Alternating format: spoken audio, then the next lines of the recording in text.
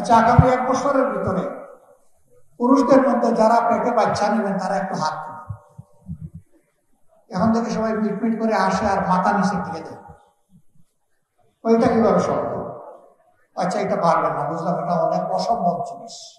আচ্ছা ঠিক আছে, এটা পারলেন না। আপনার স্ত্রী যে বাচ্চাটা জন্ম দিবেন সেই বাচ্চাটাকে বুকের দুধ যারা খাওয়াবেন, নিজের বুকের দুধ, তারা একটু হাত তুলে। এবারও আসে বলে যে এটা অত সম্ভব না। আমি বললাম তাইলে কি এটা বৈষম্য না?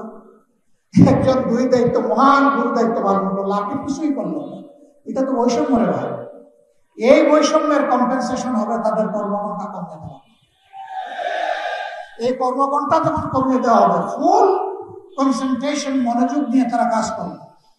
5 ঘন্টা পরে সে তার বাচ্চার কাছে ফিরে যাবে, বাচ্চাকে সময় দিবে, লালন পালন করবে, পরিবারের অন্য দায়িত্ব পালন করবে। এটা তো সমাজেরই কাজ। এখন আরেক দল বলছে আহারে গেল তো গেল, সব গেল।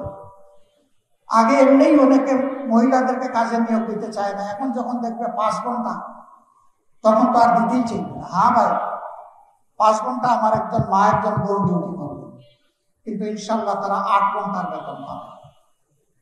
এই বোঝা গিয়ে যিনি এমপ্লয়ার, নিয়োগকর্তার ঘাড়ে এটা পড়বে না, এটা রাষ্ট্রের দায়িত্ব।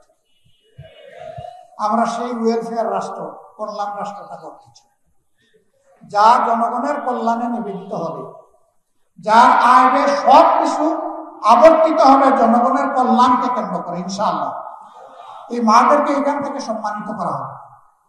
তবে যদি কোনো মা স্বেচ্ছায় তিনি বলেন যে না, আমার সুযোগ আছে, আমার বাচ্চারা বড় হয়ে গেছে, আমি 8 ঘন্টা কাজ করেই আমি 8 ঘন্টার বেতন নেব, তাকে আলাদাভাবে সম্মানিত করা হবে ইনশাআল্লাহ।